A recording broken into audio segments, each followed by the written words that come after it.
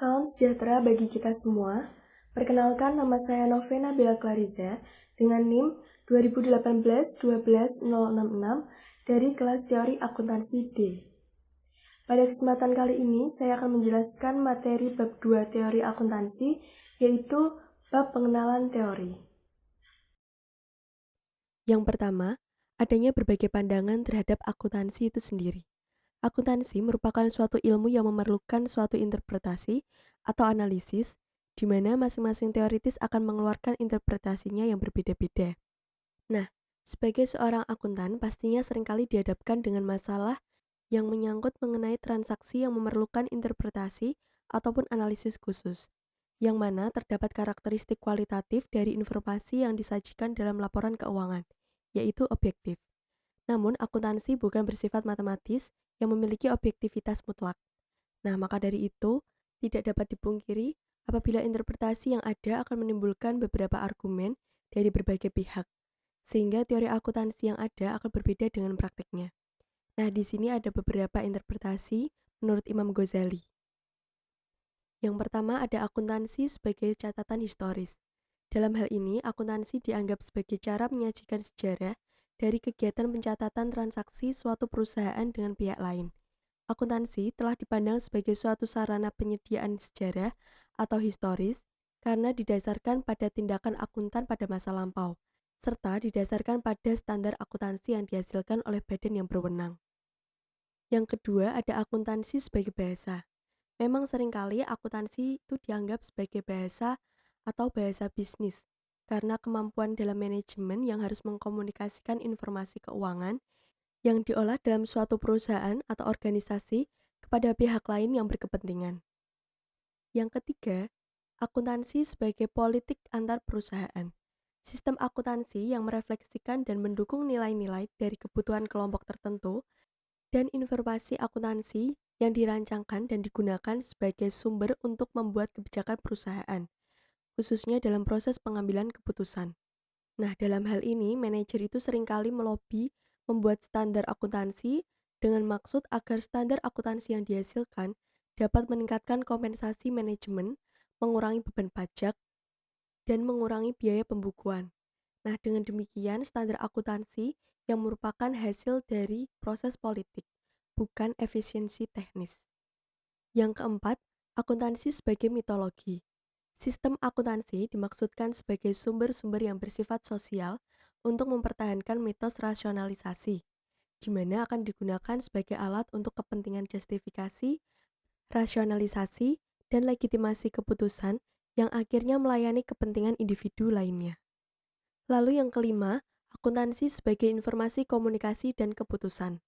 Dalam hal ini, akuntansi menjadi suatu proses yang menghubungkan sumber informasi atau pemancar saluran komunikasi dari serangkaian penerima, di mana memandang akuntansi sebagai suatu yang berorientasikan tindakan yang mana mengkomunikasikan pengaruh inflasi terhadap kebutuhan para pemakai dan pengaruh inflasi terhadap perilaku manajer serta investor dalam mengambil keputusan ekonomi. Selanjutnya, akuntansi sebagai barang ekonomi. Di sini akuntansi dianggap dapat memberikan gambaran dan informasi yang memiliki unsur biaya dan manfaat mengenai keadaan atau realita ekonomi dalam suatu perusahaan. Lalu ada akuntansi sebagai komoditi sosial. Komoditas adalah barang yang dibutuhkan konsumen karena daya gunanya. Dalam hal ini, akuntansi dipandang mempengaruhi kesejahteraan atau kemakmuran dalam suatu kelompok tertentu dalam masyarakat maupun konsumen lainnya. Output dari akuntansi yang berupa laporan keuangan berisi informasi mengenai posisi keuangan dan kinerja perusahaan yang mana akan mempengaruhi perkembangan perusahaan, kesejahteraan karyawan, dan masyarakat, serta membantu pelaksanaan kebijakan-kebijakan lainnya. Selanjutnya, akuntansi sebagai ideologi dan eksploitasi. Akuntansi merupakan ideologi dari masyarakat kapitalis yang menjembatani pemakaian teknik-teknik tertentu untuk mengeksploitasi kekayaan demi kepentingan kelompok elit tertentu atas beban kerugian pada masyarakat luas dan karyawan. Yang terakhir, akuntansi sebagai klub sosial. Dalam hal ini menganggap prinsip-prinsip standar masyarakat akuntansi muncul untuk mempromosikan kepentingan kelompok tertentu dan tujuan-tujuan akuntan. Kelompok tersebut menciptakan budaya profesional dan meningkatkan monopoli terhadap pengetahuan profesional. Apabila dikaji, jelas bahwa hal tersebut akan menghasilkan interpretasi yang berbeda dan kadang bertentangan terhadap arti penting akuntansi dan bagaimana prinsip akuntansi seharusnya dikembangkan. Yang kedua, saya akan menjelaskan apa yang dimaksud dengan teori. Istilah teori sering digunakan secara berbeda. Bentuk yang paling sederhana dari teori adalah pernyataan terhadap suatu keyakinan yang dinyatakan dalam bahasa. Definisi teori dari beberapa para ahli yang dapat saya simpulkan, yakni bahwa teori merupakan argumen yang logis yang telah diuji kebenarannya. Nah, saya juga mengambil beberapa definisi dari para ahli mengenai teori. Yang pertama menurut Braithwaite tahun 1968. Teori ilmiah merupakan sistem deduktif di mana konsekuensi yang diobservasi secara logis mengikuti hubungan antara fakta yang diobservasi dengan seperangkat hipotesis dari sistem tersebut. Nah, yang kedua menurut Popper tahun 1968, teori dari Popper ini lebih menekankan pada sifat empiris dibandingkan dengan komponen logika yang dikemukakan oleh Braithwaite tadi. Nah, teori itu seringkali dinamakan hipotesis. Atas dasar definisi tersebut, dapat dikatakan bahwa teori merupakan argumen yang logis yang telah diuji kebenarannya, sedangkan hipotesis merupakan sebuah penjelasan, prediksi, atau preskripsi yang mana juga memiliki dasar yaitu teori. Hipotesis juga merupakan kalimat indikatif atau pernyataan tentang konsep yang memiliki kebenaran jika dikaitkan dengan suatu fenomena. Jadi, teori dan hipotesis itu berbeda, meski seringkali disamakan. Baik, yang ketiga saya akan menjelaskan mengenai perumusan teori. Teori dapat dirumuskan dengan mudah apabila teori terlihat sebagai struktur bahasa berdasarkan elemen yang membentuk teori tersebut. Pastinya dengan menggunakan berbagai pendekatan sesuai dengan sudut pandang yang digunakan. Nah, pembentukan suatu teori sendiri itu umumnya berawal dari suatu fenomena yang terjadi dalam kehidupan manusia. Berikut ini terdapat perumusan dari suatu teori. Yang pertama, teori sebagai bahasa yang di dalamnya memiliki unsur sintaktik, semantik, dan pragmatis. Lalu yang kedua ada teori sebagai penalaran atau reasoning yang di dalamnya memiliki unsur deduktif dan induktif. Yang ketiga, terdapat teori sebagai justifikasi atau pembenaran. Yang keempat, teori sebagai penjelasan dan prediksi. Yang pertama, saya akan menjelaskan apa itu teori sebagai bahasa. Teori harus diekspresikan dalam bentuk bahasa yang baik dan bersifat verbal atau matematis. Teori dapat dinyatakan dalam bentuk kata atau tanda atau simbol, yang mana dari tanda atau simbol itu memiliki tiga unsur teori. Yang pertama tadi sintaktik, semantik, dan pragmatis. Yang pertama, saya akan menjelaskan apa itu sintaktik. Sintaktik sendiri merupakan studi tentang tata bahasa atau hubungan antara simbol dengan simbol. Nah, tentu saja yang masih murni sebagai acuan bahasa. Hubungan kelogisan dari sintaktik sendiri berkaitan dengan bahasa yang digunakan. Contohnya, bila teori diwujudkan dalam bahasa Indonesia, maka hubungan tersebut akan mengacu pada aturan atau pedoman tata bahasa Indonesia. Nah, apabila diwujudkan dalam bentuk matematika, maka hubungannya akan mengacu pada aturan yang digunakan dalam matematika. Yang kedua, pada unsur semantik, menunjukkan bahwa makna atau hubungan antara kata, tanda, atau simbol dengan objek yang ada di dunia nyata. Maksudnya, hubungan semantik ini akan menghubungkan dengan konsep-konsep dasar dari suatu teori dengan objek yang ada di dunia nyata. Hubungan ini seringkali disebut dengan hubungan operasional atau hubungan koresponden. Hubungan inilah yang akan membuat teori menjadi bermanfaat dan realistik. Misalnya, persamaan akuntansi aktiva sama dengan utang plus modal. Pada awalnya, hal ini itu abstrak. Tetapi apabila dikaitkan dengan objek di dunia nyata, persamaan tersebut akan menjadi realistik.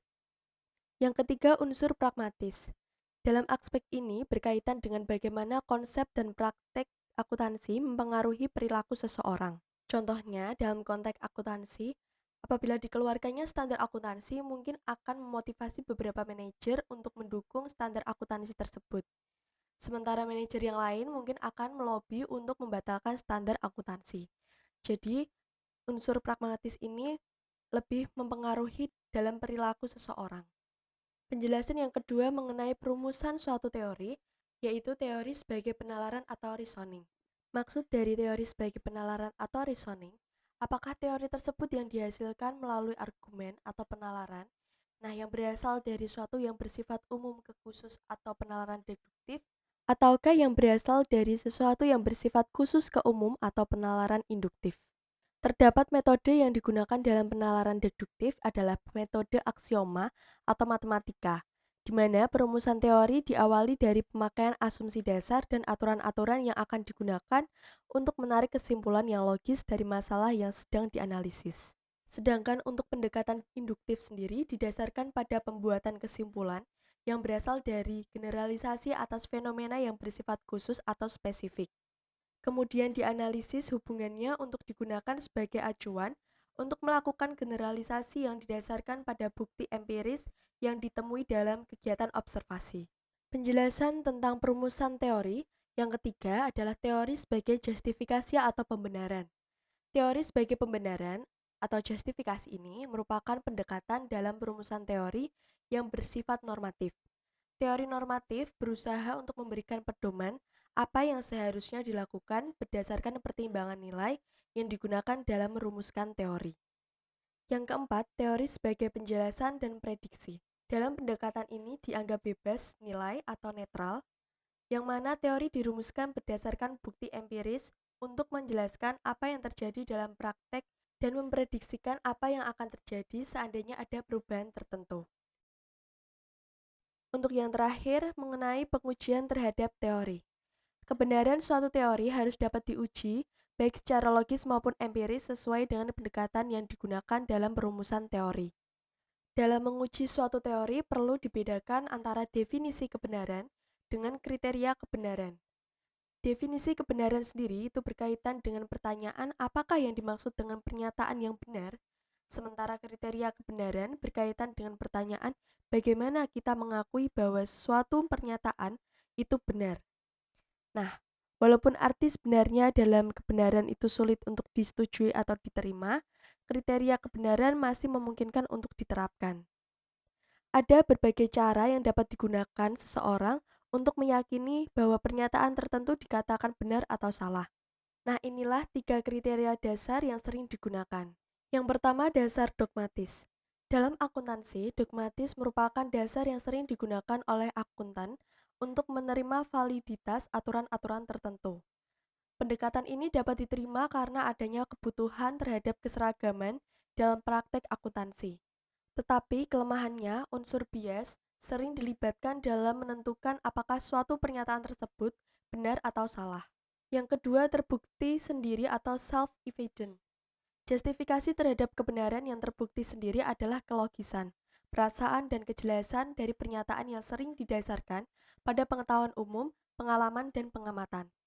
Apabila self-evident merupakan satu-satunya alat uji, yaitu satu-satunya dasar untuk menentukan kebenaran suatu teori empiris, maka keandalan teori tersebut dapat dipertanyakan. Kriteria self-evident dapat menunjukkan sesuatu yang salah dalam pengetahuan ilmiah. Yang ketiga, dasar ilmiah. Pada dasar ilmiah ini terdapat cara-cara yang digunakan untuk mengembangkan dan menguji teori ilmiah, yang mana merupakan sesuatu yang sering menimbulkan perdebatan dalam filsafat ilmu pengetahuan. Berikut ini 4 cara yang digunakan untuk mengembangkan dan menguji teori ilmiah pada dasar ilmiah. Yang pertama, sintaktik dan induksi. Sintaktik dalam teori tersebut dapat dipastikan benar atau tidaknya dengan menggunakan logika atau penalaran tertentu. Pengujian terhadap aturan sintaktik merupakan dasar pengujian kebenaran teori tersebut. Selanjutnya, induksi. Pernyataan di mana kebenaran dan kesalahan hanya dapat diketahui melalui pembuktian empiris. Artinya, kebenaran suatu pernyataan dinilai berdasarkan hubungannya dengan hasil pengamatan atas fenomena yang ada di dunia nyata. Dengan demikian, pernyataan tersebut dapat dikatakan sebagai suatu kebenaran yang terjadi di kemudian hari dan bersifat kontingen. Yang kedua, falsifikasi. Teori menurut pendekatan ini adalah hipotesis yang belum dibuktikan kesalahannya. Teori bukanlah sesuatu yang benar atau faktual, tetapi sesuatu yang belum terbukti salah. Jika suatu teori diterima kebenarannya, maka teori tersebut harus menyajikan hipotesis yang mungkin dapat dibuktikan kesalahannya. Dengan kata lain, hipotesis yang tidak dapat dibuktikan salah dengan cara observasi, maka akan dihasilkan teori yang tidak valid. Yang ketiga, paradigma dan revolusi. Pendekatan ini dikembangkan oleh Thomas Kuhn tahun 1962 yang mengatakan bahwa kemajuan pengetahuan bukan merupakan hasil evolusi, tetapi merupakan hasil revolusi, yang mana teori dapat diganti dengan teori lain yang tidak cocok dengan teori tersebut. Proses kemajuan pengetahuan dimulai dari pre-science, diikuti dengan normal science, krisis, revolusi, new normal science, krisis baru, dan seterusnya. Pre-science merupakan periode di mana tidak ada ide-ide atau prosedur yang diterima secara umum. Yang ada hanya sesuatu yang membingungkan dan saling bertentangan.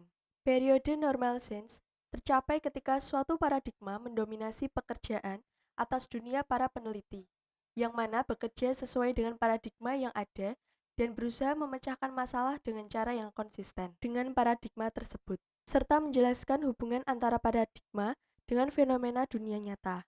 Apabila ada masalah yang tidak dapat dipecahkan, berarti ada sesuatu yang bertentangan dengan prediksi yang dihasilkan dari prediksi paradigma tersebut, atau timbulnya anomali. Dalam kondisi anomali yang bertambah besar, menyebabkan ketidakpercayaan terhadap suatu paradigma, sehingga timbul krisis yang terjadi pada periode krisis. Krisis yang terjadi menyebabkan adanya revolusi pengetahuan sehingga tercapai lagi kondisi normal science. Proses ini berjalan terus-menerus sesuai dengan perkembangan situasi dan paradigma yang ada. Yang keempat, research programmers.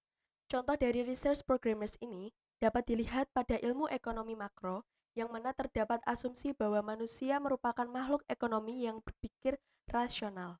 Research programmers dikatakan bersifat progresif jika memiliki positif heuristik yang memberikan kesempatan untuk penelitian, serta menghasilkan fenomena baru dari waktu ke waktu. Sebagai penutup, saya telah menarik kesimpulan dari bab 2, pengenalan teori. Yang pertama, teori merupakan argumen yang logis yang telah diuji kebenarannya sesuai dengan pendekatan yang digunakan dalam perumusan teori. Dan yang kedua, teori dapat dirumuskan dengan mudah apabila teori terlihat sebagai struktur bahasa berdasarkan elemen yang membentuk teori tersebut, pastinya dengan menggunakan berbagai pendekatan sesuai dengan sudut pandang yang digunakan. Demikian yang dapat saya sampaikan dalam materi bab 2 teori akuntansi, yaitu pada bab pengenalan teori. Semoga bermanfaat. Mohon maaf apabila ada kesalahan kata maupun pengucapan. Sekian dari saya, terima kasih.